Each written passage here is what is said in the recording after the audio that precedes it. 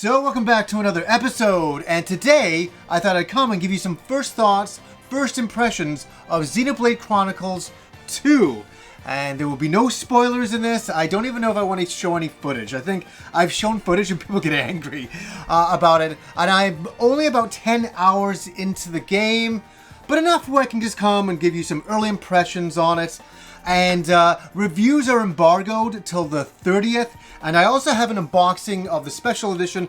That is also embargoed to the 30th. So when you see that video, I shot it a week ago. So I've had the game for about a week.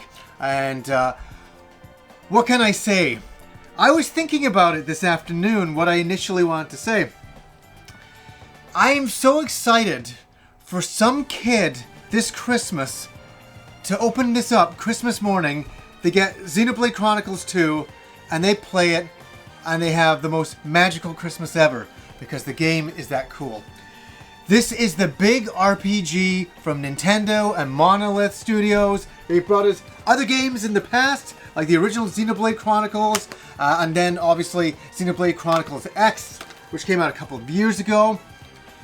How is it? It's really good. It's really good. I'm so happy to come in and say that. This is the big game that so many of my friends online are talking about.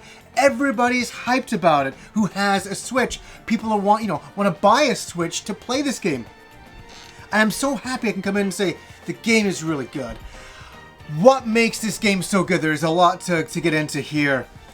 The huge open worldness of this. And this is not a surprise coming from Monolith. They helped design the map layout of Hyrule for Breath of the Wild. And you can see that here in the environments. When you go into a town, I'm going to use this term a couple of times as well, very overwhelming. There is so much stuff to do in one town. There's so many people, there's so many side quests, so many things you can buy and sell to upgrade your characters. And that's something else that's funny. Even 6 hours into the game, even 10 hours into the game has such complex levels to it. And I'm meaning in the structure of the gameplay and all the things you can do with your characters. You're still getting tutorials 10 hours into the game. And 10 hours in, you just haven't even touched the surface. You haven't even touched the surface. So I think this is going to be a very difficult game for people to review because this game is gigantic. And I don't know how any reviewer in the time period we've had could get through it. And get through all of it and get through. I'm seeing 100+ hours easily. What do I want to say off the bat? The one thing, and I'm not saying anything bad about the other Xenoblade Chronicles games. I've liked their stories. I've liked the characters. Xenoblade Chronicles X not as much. This game has compelling characters. I was really enjoying the story right to begin with. Right when we're introduced to our main character, Rex. And he has to go on a little mission, and he's paid a little bit of money for that. And you get to see who he interacts with. And I don't want to give any spoilers because there's some really neat things that happen very early on. And I couldn't believe how engaging the story was. It kind of reminded me of past RPGs on the PlayStation 1. And in the past, I was getting that kind of vibe from it. And I really like that. One thing that is very funny at this phase in talking about the game, the voice acting. Now, I want to say one thing. My background is English and Scottish, so I'm allowed to laugh at this. And they use some very strong Scottish accents in here, and it's really wild to hear. I'm not even going to do an impersonation. I was laughing so many times. I'm like, this is really amazingly funny and very cool to hear. The Japanese voices, I believe you can download the day the game goes on sale, December 1st. That's not available now, so I can't test the Japanese voices. And which would I prefer? I'm such a kind of, I really like the Japanese language. it just sounds always very cool to me. That I think I'd enjoy the Japanese language over the Scottish accents at times. And I'm not, messing with Scotland in any way. I love that. Love that place. My family's from there. I have relatives who still live over there. But it's something that caught me off guard to begin with. And how is combat? It reminds me of past Xenoblade games where you're running around this giant world and there's all these different creatures out there, and there's some that are like level 82 and ones that are level 5, and you kind of have to negotiate your way through some of these lands and not piss off and do aggro to some of these massive creatures in the land. You want to start off, obviously doing all the small stuff.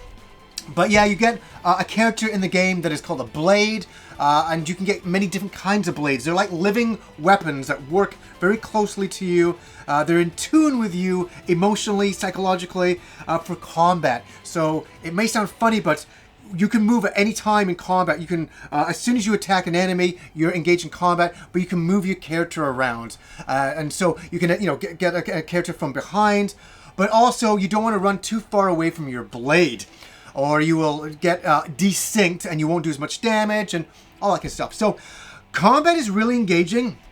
It's very complicated. Even in these early stages, there's a lot of stuff you can do. There's a lot of different combinations that you can do, and they are a sight to behold at times. They're very fun.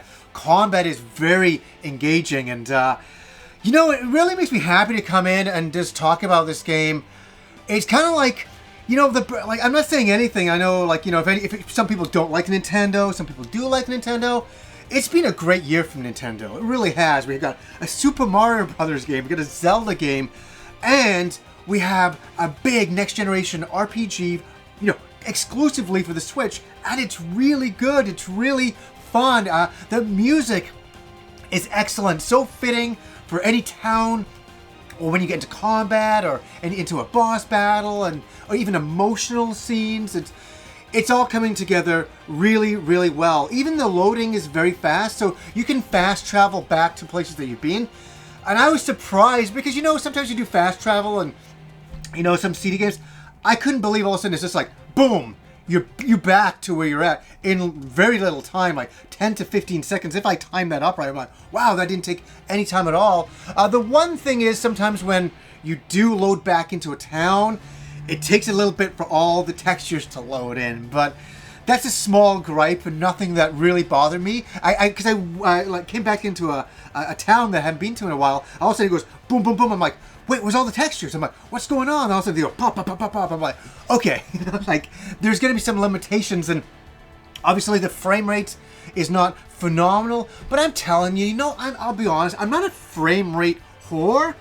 I'm a gameplay fun whore. That's what I like. And I really wasn't taken out of any experiences. I thought the frame rate was great. I thought all of the animation and combat and all that stuff looked really good. The graphics, running around the land. I'm telling you, it's a beautiful world to traverse. Especially at night when that really comes alive and there's like glowing creatures in the moonlight. And there's just been some really awesome moments when you're just running around. You also have like little digs that you can do. So let's say you can dig here, so you can dig there and find treasure. So you'll be running around the world and you just go around by the side of this like giant mountain, and there's this little glowing thing. And I can dig here. And there's so much sense of exploration, and you're always discovering stuff. It's really a lot like Breath of the Wild in a lot of ways. That's a strange comparison. But you know how I said in Breath of the Wild, you go from A to Z, but there's so many things in between? There's so many things in this game. I'm in the second big town, and I'm like overwhelmed. I'm like running around, I'm like, oh my god, there's so much stuff to do. So I think a lot of people who are looking forward to this game, who are excited to jump in and have a lot to do, they will not be disappointed at all. I think for any Switch owner who's looking forward to this game, you're really going to be thrilled playing it. I've been thrilled playing it. I'm nowhere near anywhere into this game, and I'm looking forward to where it's going. I really don't want to talk about the story, but it's very cool. There's a lot of interesting things, and it's funny. There's actually moments when I've laughed out loud, and I was like, these characters are good. It reminds me of Skies of Arcadia, and I'm saying that again. It really reminds me of Skies of Arcadia. You're in this giant world surrounded by clouds. You're on the back of giant titans that are these huge living entities. And it's cool, and you're just kind of going around this world, exploring and figuring out your place in it, and figuring out some of the other characters that you've met, their place in it as well. And there's this huge armada after everybody, a huge empire, and it's really good. And I think you know, this is the last big game of Christmas for me to kind of talk about, and I'm so happy I can go out on a high note of saying this game is really a lot of fun, and obviously this is not a review, it's just first impressions, and I can't wait to get a little bit more into this game, and I really hope all of you guys enjoy this game as much as I have been enjoying it. So anyways guys, until next time.